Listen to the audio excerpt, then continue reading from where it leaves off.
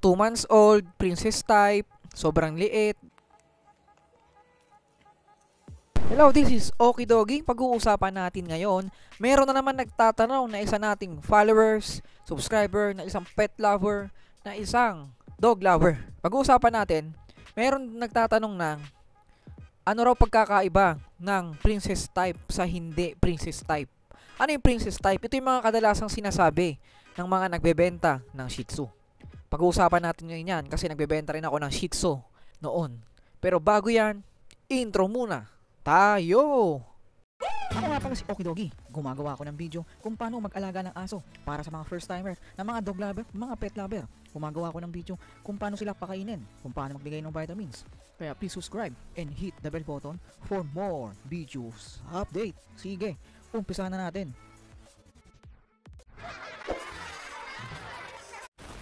Is Okidogi. Pag-uusapan natin, meron kasi nagtatanong na isa nating follower, subscriber, saka pet lover. Ang tanong niya, ano nga ba pagkakaiba ng princess type sa hindi princess type? Ito, makinig kayo. Ito yung mga kadalasan nakikita natin pag nagbebenta yung mga seller ng mga Shih Tzu. Ang sinasabi niya, 2 months old, princess type, sobrang liit, ganyan.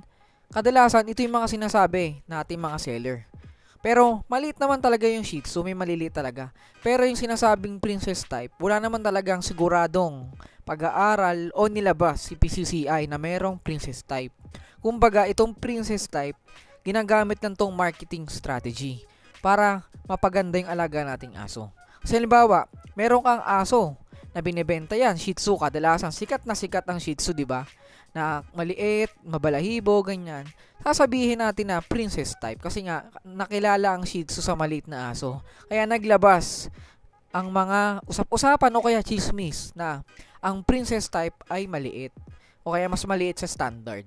Pero ang meron talagang Shih Tzu ngayon na lumalabas sa maliliit na aso pero wala talagang siguradong tiyak na sinasabing may princess type. Ang princess type parang kumbaga pang-akit lang to sa mga mamimili, sa mga buyer para sumikat na yung aso ko princess type. Nabili ko yan princess type, mahal yan, ganyan.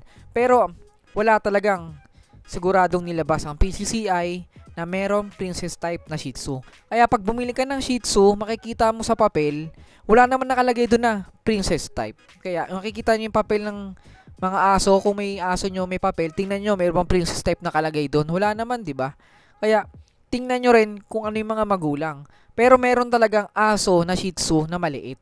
Pero kumbaga, nakasanayan lang natin to kasi nga ang mga Shih Tzu napakaliit. Sa pag-aalaga ko ng Shih Tzu noon, wala nang pang sinasabing princess type eh. Standard lang noon. Kaya yung mga Shih Tzu na nakikita nyong malaki, hindi naman sinasabing crossbreed, pero may Shih Tzu talagang malaki, yung mga medium size. Yun yung mga sinaunang Shih Tzu, yung mga nagbibreed pa ng Shih Tzu noon na standard. Pero ngayon, ang lumalabas ngayon sa panahon ngayon, ngayong 2015-17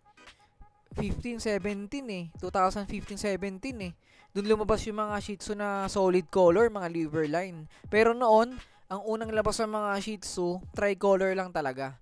Meron gumagawa ng breeding yan, kaya lumalabas yung kulay, kaya nagkakaroon ng solid color. Pero Shih Tzu pa rin yun. Diba ang Shih Tzu, saan ba galing? Crossbreed ng Lhasa Apso, saka Pekingese. Pag pinaghalo mo, diba Shih Tzu, ilong nila, snub nose. Kaya ganon, lumalabas, naging snub nose sila. Kasi nga, binibreed yan sa mga Pekingese, saka Lhasa Apso. Kasi Lhasa Apso medyo may katangusan yung ilong eh. Diba? Kaya ngayon yung mga nagtatanong anong pinagkaiba ng princess type sa hindi princess type. Yung princess type na sinasabi nila, yun yung maliit na uri ng Shih Tzu. Pero wala namang tiyak na sinasabi ang PCCI natin, yung mga papel na nanggagaling, yung pedigree. Yan. Wala namang sinasabi na may princess type daw talaga.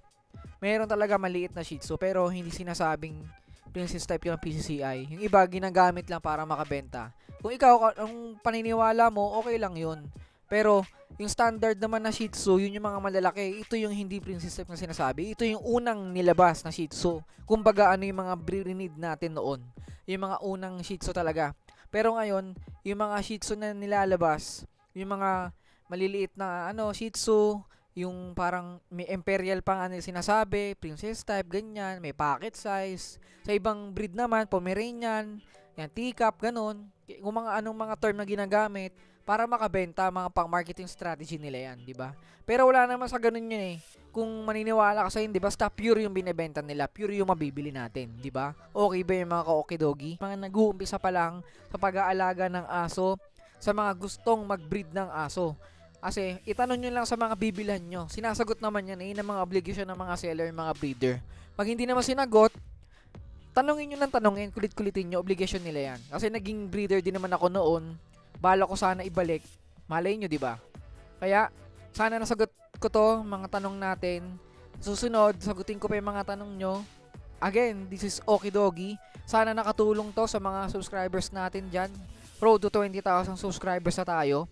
Again, naniniwala sa kasabihang, huwag nating bilhin kung di naman kailangan. Pero kapag para sa aso, pwede. Don't forget to subscribe and hit the bell button for more videos. Update. Bye-bye. Si Mikael tututulog na. Pakita ko na ng video ng mga exercise niya, daily exercise niya.